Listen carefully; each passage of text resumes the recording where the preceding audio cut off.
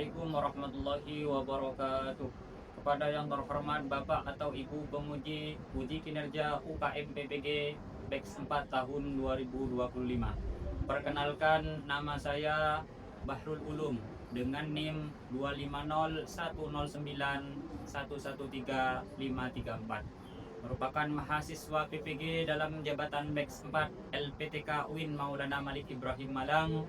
Pada hari ini, Selasa 20 Januari 2026, saya akan melaksanakan praktik pembelajaran dalam rangka penilaian uji kinerja di MTS Bustanul Ulum Banyu Putih Kidul Jatiroto Lumajang dengan mata pelajaran fikih materi pokok sholat jamaah di kelas 7.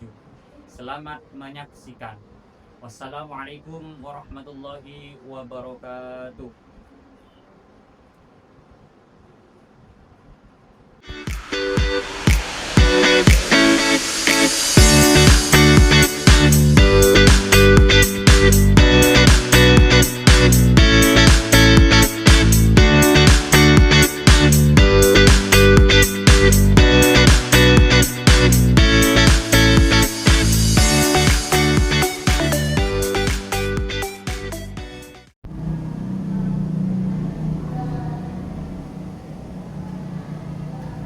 Assalamualaikum warahmatullahi wabarakatuh. Waalaikumsalam warahmatullahi wabarakatuh. Baik anak, gimana kabarnya? Alhamdulillah, luar biasa. Tetap semangat. Allahu Akbar.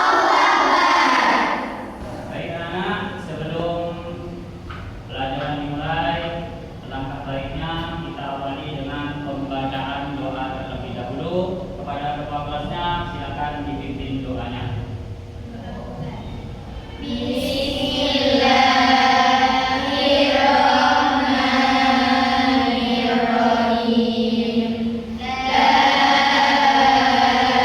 ilaha illallah Muhammadur Rasulullah sallallahu alaihi wasallam. Rabbi shrahli sadri wa yassirli amri wahlul 'uqdatam min lisani yafqahu qawli. Rabbi zidna ilma warzuqna fahma. Allahumma nawwir qalbi binuri hidayatika kama nawwartal arda binuri syamsika birahmatika ya arhamar rahimin. Nawaitu ta'alluman ilahi kalimatillah. Anak-anak, sebelum dimulai pelajarannya, kita di sini akan cek kehadiran terlebih dahulu. Hari ini masuk semua? Coba saya cek satu persatu terlebih dahulu. Afika Hilmiah Rifda, Afikatul Zazilia, Ana Karimia Maulidia, Balkis Zakia, Fatimatul Zahra, Faza Ilya Mumtazila. Baik anak-anak, untuk meningkatkan cinta kita kepada tanah air, sebelum pembelajaran mari kita bersama-sama menyanyikan lagu Indonesia Raya. Silakan yang memimpin maju ke depan.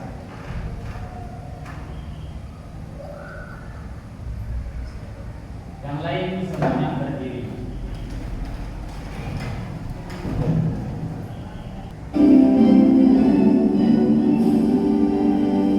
Indonesia tanah airku, bertumpah darahku.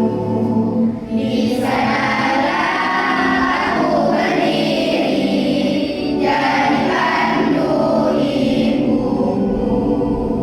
Indonesia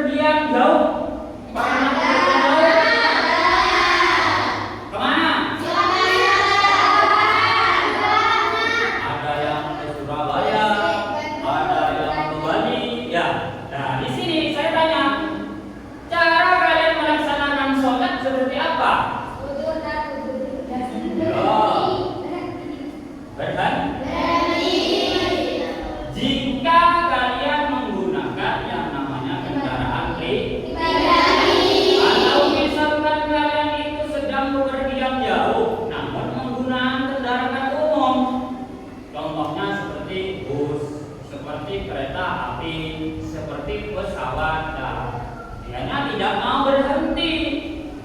Bagaimana caranya sholat? Nah, di sini kita akan bahas seperti itu. Bisa dimengerti? bisa. Baik, sebelum kita mulai materinya, kalian harus tahu terlebih dahulu tentang tujuan pembelajaran kita hari ini. Agar apa? Nanti di belakangnya kita bisa tahu apakah tujuan pembelajaran kita hari ini itu tercapai. Yang pertama di sini adalah harus menjelaskan pengertian dan dalil sholat jamaah. Nanti kita akan membahas tentang yang namanya sholat jamaah. Dalilnya apa? Pengertiannya apa? Nanti kita akan bahas. Yang nomor dua, mengidentifikasi syarat-syarat diperbolehkannya mengerjakan sholat jamaah. Dan yang nomor tiga, membedakan antara jamaah takdim dan jamaah takhir. Nanti kita harus tahu setelah mengikuti pembelajaran hari ini, kita harus bisa membedakan antara jamaah takdim dan jamaah takhir. Dan yang terakhir adalah kita nanti mempraktikkan cara pelaksanaan sholat jamaah, baik itu sholat jamaah takdim ataupun sholat jamaah Takdir. seperti itu. Itu adalah tujuan pembelajaran kita pada pertemuan kali ini. Baik anak-anak, kita lanjutkan dengan ice breaking dulu ya, agar suasana pembelajaran kita semakin semangat. Silakan berdiri terlebih dahulu. Di sini ice breakingnya adalah tepuk 1, tepuk 2, tepuk 3, dan tepuk 4 dan tepuk 5. Bisa dimengerti ya? Bisa. Coba langsung saja kita praktekkan. Tepuk 1, tepuk 2, tepuk 3, tepuk 4, tepuk 5. Coba 5 kali tepuk 5.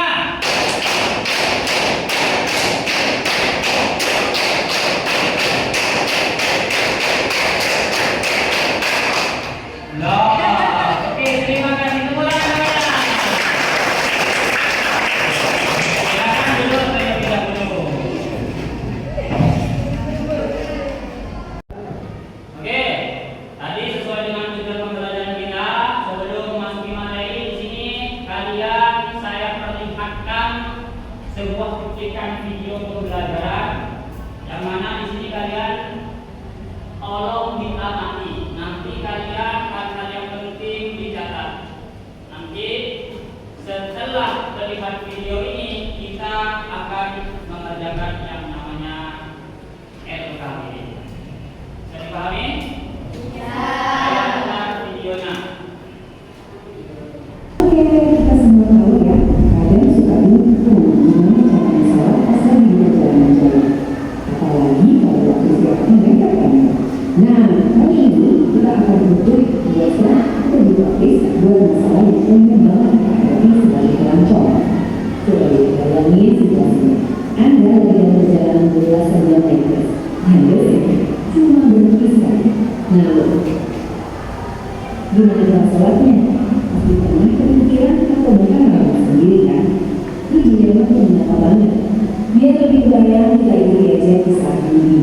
Anggap saja pengunjung yang naik pesawat dari Jakarta ke Surabaya dan mau menghadapi dilema yang persis seperti yang baru saja bayangkan. Perjalanan ini makan waktu lebih dari 12 jam. Artinya apa? Artinya dia bakal melewati beberapa waktu sholat, bisa bertidur dan asal. Sementara bisnya terus melanjutkan jam jalan. Dan ini dia penolongan. Kesempatan berikutnya cuma ada satu kali. Benar-benar cuma satu-satunya peluang dari saya buat makan, ke toilet, dan yang lain-lain buat hal. Waktunya terbatas banget. Jadi, gimana dimulainya?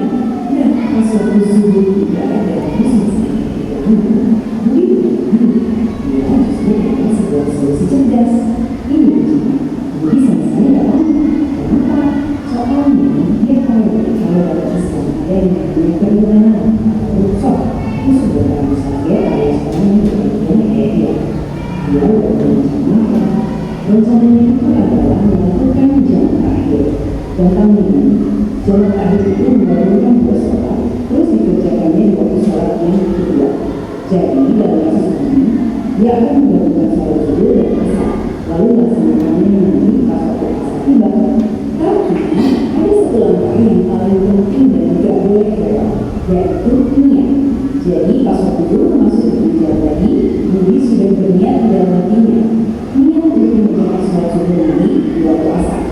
Ia menilai fondasi utama agar rencananya sah. Pilihan budi ini jadi satu-satunya yang paling bagus. Kenapa? Karena syarat jaminan itu berjenis. Ada jemaah yang dikerjakan di luar surat pertama, itu kan nggak mungkin, justru tak mungkin masuk itu. Jadi satu-satunya pilihan sah yang disediakan ya harus akhir dikerjakan nanti asumsi tidak bisa. Oke, sekarang kita berfase eksekusi. Terus akhirnya sampai di satu-satunya saya. Disinilah rencana untuk menjadi waktu yang sangat ekstrim. Begitu ini disebutkan, ini prioritas utama ini. Bukan cari mana, bukan lagi kepada, tapi ibadah. Dia langsung bergerak cepat menuju ke sholat. Ini adalah kunci dari menjadi waktu yang efektif di saat-saat ini. Dan itu adalah praktis yang dilakukan sistematis banget. Pertama, ambil dulu. Kedua, masuk musola.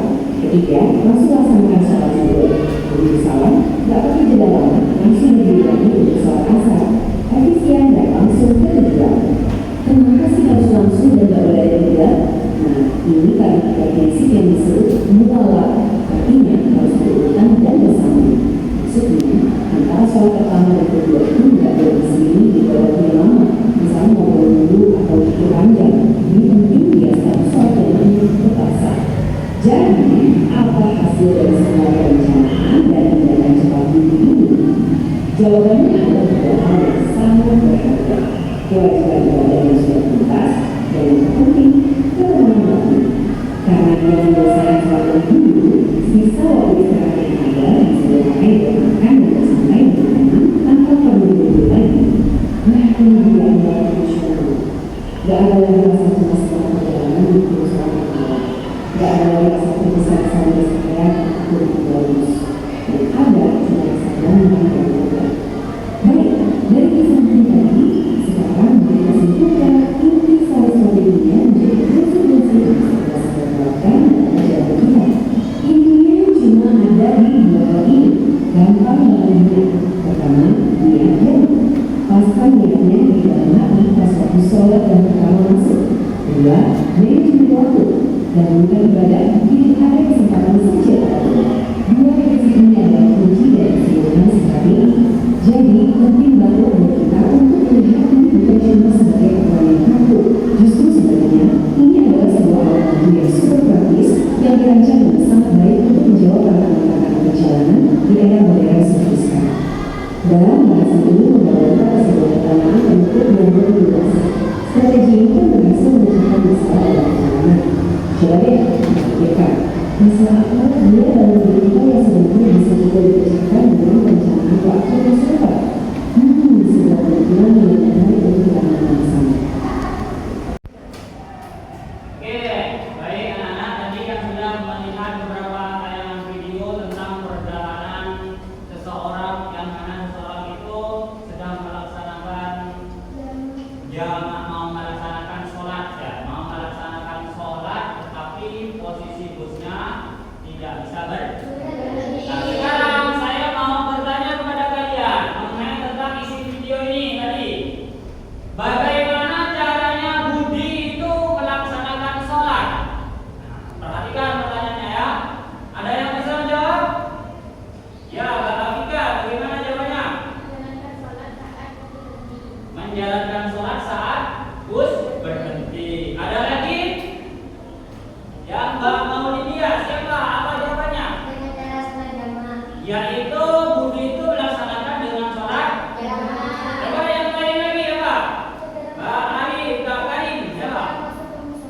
Segera masuk ke musola. Semuanya jawabannya bagus. Coba kita beri aplaus dulu. Nah, di sini kalian nanti setelah berhasil menjawab ini kan ada angan-angan di dalam pikiran kalian bagaimana sih caranya sholat. Seperti itu kan? Nah, maka dari itu nanti kalian saya kasih beberapa tugas, yaitu secara berkelompok. Nanti dikasih yang namanya LKPD, lembar kerja peserta didik. Oke. Di sini selanjutnya yaitu kalian saya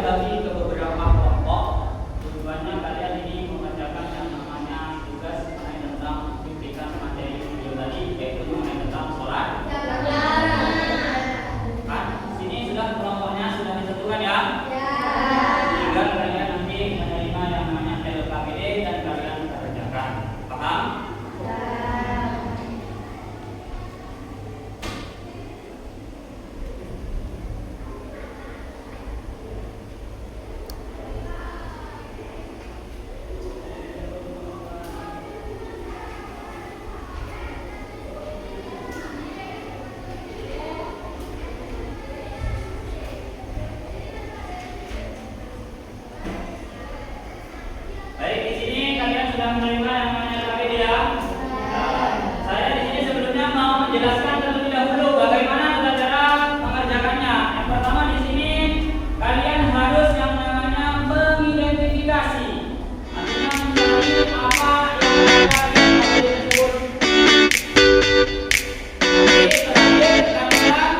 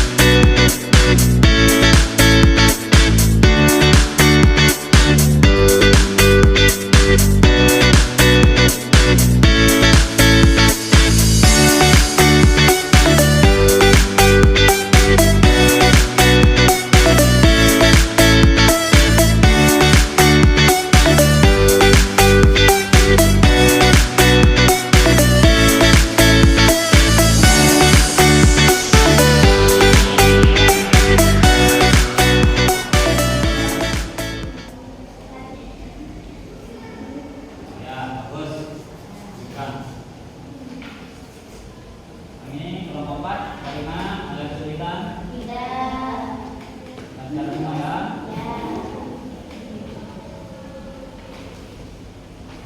Ya, silakan.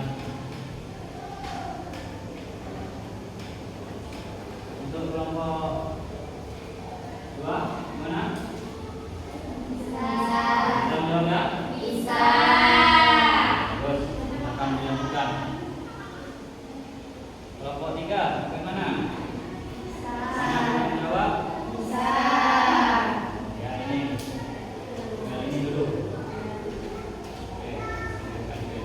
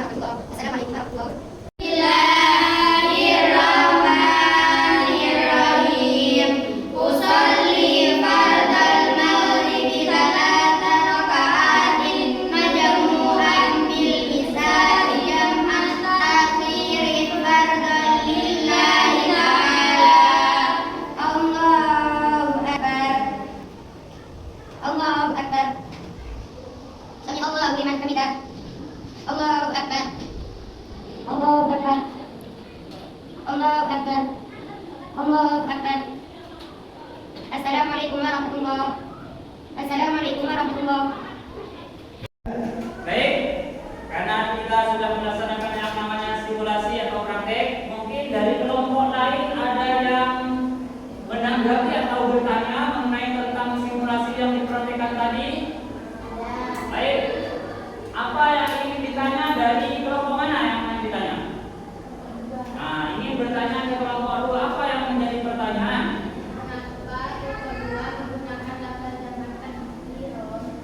Mengapa kelompok dua menggunakan lafaz jam'an takhiran? Baik, itu pertanyaan yang sangat bagus. Kelompok dua bisa menjawab? Nah, itu bagus karena menggunakan yang namanya sholat jamaah takbir. Itu alasannya kenapa kelompok dua menggunakan lafal jam'an takbir, karena menggunakan jamaah takbir. Mungkin yang lain ada yang ditanyakan juga mengenai tentang kelompok yang sudah selesai. Ya, apa pertanyaannya? Kenapa kelompok satu menggunakan lafal jam'an takdiman? Nah, mungkin kelompok satu bisa menanggapi ya. Karena sholat yang digunakan adalah sholat jamaah takdim. Itulah mengapa alasannya menggunakan jam'an takdiman. Oke, bisa dimengerti semuanya? Bisa. Oke anak-anak, karena di sini sudah kita lewati semua materinya, maka sebelum kita menentukan yaitu kita akan melaksanakan yang namanya refleksi terlebih dahulu. Setelah mengikuti pelajaran hari ini, bagaimana perasaan kalian? Apakah kalian mendapatkan pengetahuan yang baru? Ya. Oke, saya ulangi lagi ya tentang materi yang tadi. Saya ingin bertanya mengenai tentang materi yang sudah kita laksanakan. Sekarang apa yang dinamakan sholat jamaah? Nah, silakan. Mengumpulkan. Yang plus dulu.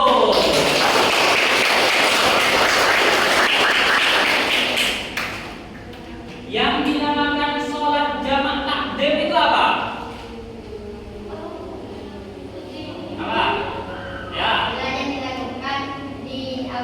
sholat yang dilakukan di awal. Berikan terus lagi. Sekarang yang terakhir pertanyaannya, yang dinamakan sholat jamaah takhir apa? Ya, silakan. Nah, sholat yang dikerjakan di akhir waktu. Silakan beri tepuk tangan. Baik anak-anak, kita cukup materi untuk sholat jamaah hari ini. Mungkin pertemuan yang akan datang kita akan bahas yaitu mengenai tentang sholat jamaah qashar. Tadi kita pelajari